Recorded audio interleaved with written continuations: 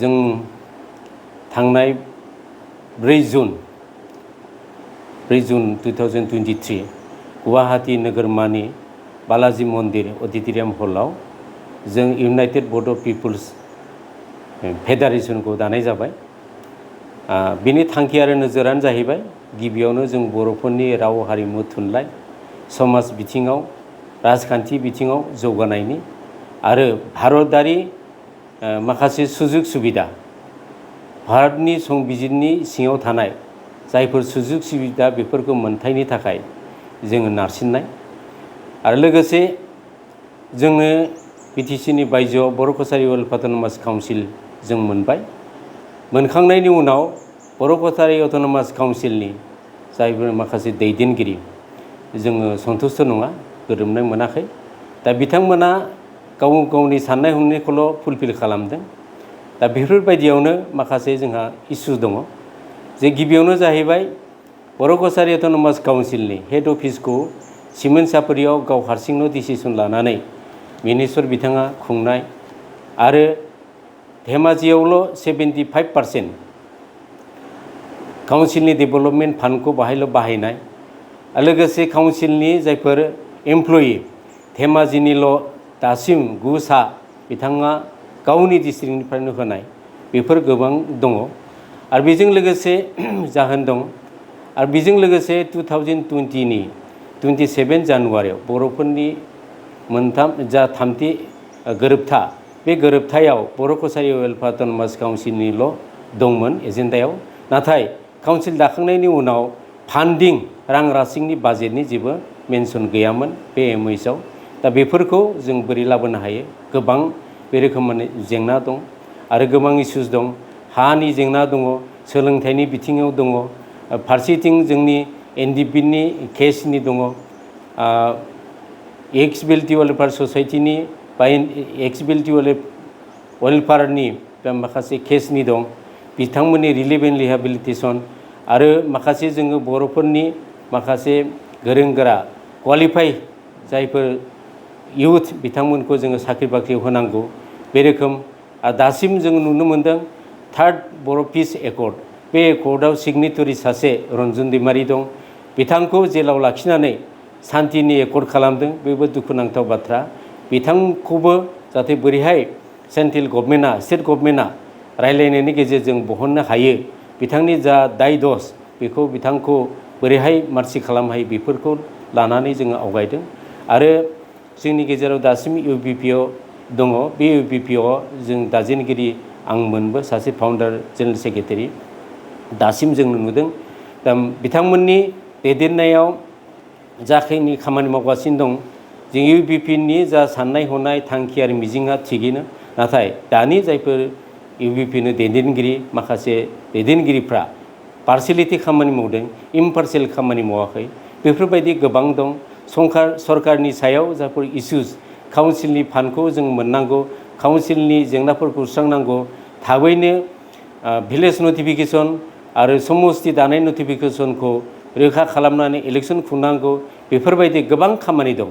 दा बेफोरबायदियाव बिथांमोना सरकारजों थानानै खामानि मावफानानै बिथांमोना खामानिखौ मावफुंनो हायाखै। गोबां बिथिङाव जोङो बेफोरनि थांखियारि नोजोरखौ लानानै बर' कसारी वेलफेयार अट'नमास काउन्सिल बे काउन्सिलनि सोरजिनायनि जा बागै बेखौ खामानि मावनो थाखाय जों इउनाइटेड बड' पिपल्स फेडारेशन खौसेथि बर' सुबुं गौथुम होननाय बे आफादखौ सोरजिनाय जादों आरो दानाय जादों। बिसोरनि बोसोन एबा सोरनि दैदेननायाव जानो गोनां जादों?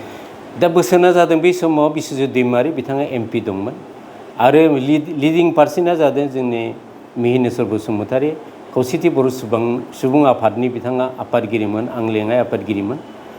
दा बै मोनसे जोंनि मिसलिड जादों। काउन्सिला जेराव जाखानाय एकर्डआवबो फैखानाय बा 2016आवनो जाखानायमोन एकआ, बे बेलायाव जोंनि ओरैनो मोनसे बिजेपि दोलोआव जइन जाफानानै बे मोनसे ओंथि गैयै माखासे खामानि मावनाय बे रोखोम जादों आरो।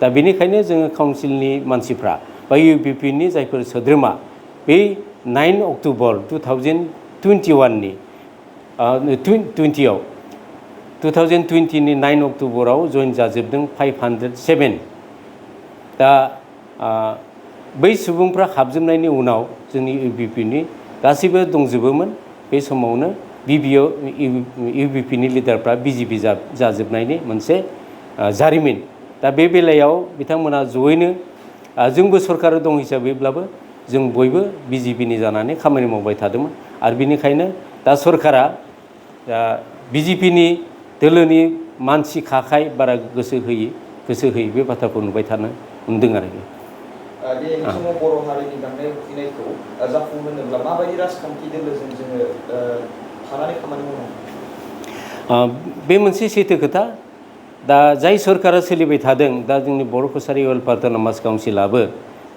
बिजेपि गभर्नमेन्टजोंनो जों दाजानाय हिसाबै जोङो बिजेपि सरकारखौनो बुंनांगोन दा मोनसे काउन्सिलनि जौगाथायखौ नायोबा स्टेट गभर्नमेन्टनि सेन्ट्रेल गभर्नमेन्टनि जा सोरखार बे सिङाव थानांगोन नङाबा जोंनि बे मोनथायफोरखौ मोननाय नङा आरो बे थांखि आरो बे नोजोर सावरायनायनि गेजेरजों बे बिजेपि नि सिङावनो बिजेपि गभर्नमेन्ट सरकारा काउन्सिला जोंनिया जादों बे सैथो आरो होमब्लासो जों जाहाथे अनसुंथाइखौ आरो जौगाथायखौ मोननो हागोन बेफोर बाथ्रा खायसेया बुंदों नोंथांनि गोदान आफाद दानाया आधुनिक बिटिसि गाहाय मावफुं सोद्रोमा हाग्रामा महिलारि बिथांनि बे राजखान्थि दोलोजों दाजानाय होननानै नोंथांनि गोदान आफादखौ बुंदों बेनि सायाव मा बुंदों बेथ' नंखाय बाथ्रा बे सोरबा बुंनो हागौ बे मोनसे मिसलिड खालामदों जोंनि रायजो राजाफोरखौ बे बाथ्राया सैथो नङा आंथ' बुंखांबाय जोंनि बर' कसारि वेलफेयार अट'नमास काउन्सिला बिजेपि सरकार बे बिजेपिजोंथ' हाग्रामा महिलारिया एलायन्स नङा बे बेलायाव जों बोरै खामानि मावनो बे मोनसे बाथ्रा आरो बिथांजों थाङोबाथ' जों सुजुग सुबिदाखौ मोननाय नङा जों नोजोर होदों सेन्ट्रेलावबो बिजेपि स्टेटआवबो बिजेपि आरो काउन्सिलफ्राबो दाबो बिजेपि दा आसामाव जेसेबां मोन 7 काउन्सिल दं मोन 7 काउन्सिलाबो गासै बिजेपि जियानो गासै मोनसे सिडुल एससि मोनथाम दङ गासै 10 काउन्सिल आरो मोनथाम अट'नमास काउन्सिला 6 सिडुलजों दाजानाय बिटिसि कार्बि आंलं दिमा हासाव गासैबो बिजेपि दोलोनि आन्दाराव दाजानाय आरो बिजेपि सरकार बेनिखायनो जौगाथायबो जादों आरो बे रोखोमैनो दासिमबो सरकारा सोलिगासिनो दं बेहाय जोङो सोरबा गुबुन पार्टिजों थानानै खामानि मावनायखौ जों नाजायाखै जों बेनिखायनो जोङो इउबिपिखौ दाब्लाबो इउबिपि एबा मोनसे डेम'क्रेटिक अर्गेनाइजेसन बे आवाज होगोन मा मावदों मा मावाखै बेखौ जोङो नारसिनबाय थागोन सरकारनि बेरेखाबो जों खामानि मावा जों नारसिनगोन खामानि जानांगौ बे रोखोम बाथ्रा आरो बेफोर थांखिजोंनो जों दानाय जादों आरो कसारि काउन्सिलनि दानि रां बावजाया फैनाय रांफोरा माबायदि खामानियाव बाहायजादों होननानै बर' कसारि वेलफेयार अट'नमास काउन्सिलनि जा बाजेट 2020-21आव 13.5 करोड़ दंमोन बे समाव जों 14 मेम्बाराव 50 लाख राननानै खामानि मावदोंमोन आरो बाखि आद्रा थानायखौ चिफ एक्जिकिउटिभ मेम्बारा गासिबो गाव खामानि मावजोबदों बाहाय माखासे बाहाय बे समाव बांसिन धेमाजियाव मावदों बे खोथा आरो दानि 2022-23 नि जा बाजेट 13.5 करोड़ बेहाय 36 कनस्टिटुयेन्सि मोनसेनि एगेन्स्टै 15 लाखसल' होदों बाखि 36 कनस्टिटुयेन्सियाव 15 लाख गासै 5.4 करोड़ 40 लाख बेल' जादों ओमफ्राय बाखिखौ चिफ एक्जिकिउटिभ मेम्बारा गावनो हारसिं बाहायजोबदों आरो बाहाय जों नुदों बाहाय बांसिन धेमाजियावनो बाहायनाय दा बाहाय बे बेलायाव धेमाजिनि रायजो राजाफ्रा बिथाङा जा स्किम आरो प्रजेक्ट मा मावदों नोजोर होनो हागोन बे आरोखि बे रोखा खुलुमबाय निउस चेनेलसिम बे जोबोद दुखुनांथाव बाथ्रा आंनि थाखाय बिथांनि गोसोआव मा हमनानै दं साननानै दं बेखौ मिथिया जों ज'नो आवगायबोबाय आफाद दाबाय काउन्सिल मोनबाय काउन्सिल मोनखांनायाव दिनै बोसोरसे खावसे जोङो ज' थाबाय बे बेलायावसो दिनै आंनि एलिगेसनखौ लाबाय थिगैनो दं आंनि एलिगेसनखौ आङो आं लिरनानैबो होदोंमोन आं जुदि गोरोन्थि मावदोंब्ला आंखौ निमाहा हो। दा आंनि गोरोन्थिनि बेलायाव बिथांमोना माब्लाबाबो सानलायाखिसै, सुस्रांनायनि लामा लायाखिसै। दा बख'नायनि आरो बोखारनायनि थांखि बेजों थाबाय। दा बाहाय जोंहा गोबां खामानि मावनो दंमोन, बे दुखुनांथाव बाथ्रा। जों इनिशियेल स्टेज दा जागायजेननायावनो बिदि जाफुंनाया जोंनि थाखाय दुखुनांथाव, आंनि थाखाय दुखुनांथाव, रायजो राजाफोरनि थाखायबो दुखुनांथाव बाथ्रा।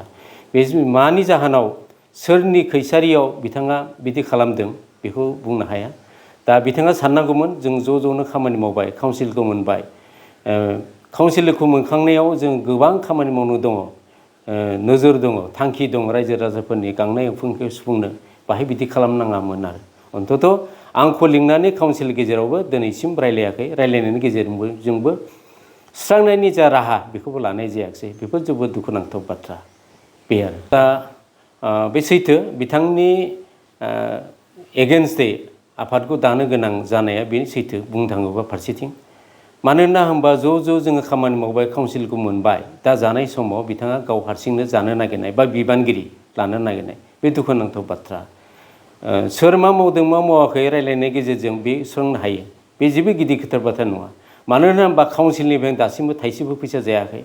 कम्पानिखौ आं बिबान होदोंमोन खामानि लाबोनांगौ, बे कम्पानियाबो कम्पानिनिफ्रायबो आं फैसाबो लायाखै। दा बिथांमोना माखासे फल्स एलिगेसन आंखौ जाबसिनदों, बे सैथो नङा। दा जुदि सैथोमोनब्ला कम्पानिफ्रा आंनो बिथांमोना क्लिन चिटखौ होनाय नङामोन, बे बाथ्रा। दा बेनिखायनो उपाय गैया। दा आंखौ जुदि बिथांमोना जोगारबायबा, आंखौ समाजनिफ्राय बोखारनायनि बा आंखौ आंनि पलिटिकेल मार्डार खालामनायनि लामा लाबायब्ला आंखौ ब्लेम होनानै, आंबो सासे सुबुं हिसाबै खामानि मावनो गोसो दाबो दं। आरो बे खामानि मावनो गोसो थानायखायनो आङो मोनसे आफादखौ जोनोम होनाय जादों। बे आफादा जाहैबाय जोंनि डिफेन्सिभ, आंनि डिफेन्सिभ आरो जों बर' जाथिनिनो माखासे डिफेन्सिभ। जाहाथे काउन्सिलाव मा मावदों मा मावाखै, आसाम सरकारा आसाम सरकारनिफ्राय सेन्ट्रेल गभर्नमेन्टनिफ्राय मा फान्ड लाबोनानै जों काउन्सिलनि गेजेरजों रायजो राजाफोरनो जोङो खामानि मावनो हायो, बेफोरो गासैबो थांखि नोजोरखौ लानानै बे आफादखौ दाफुंनाय जादों आरो।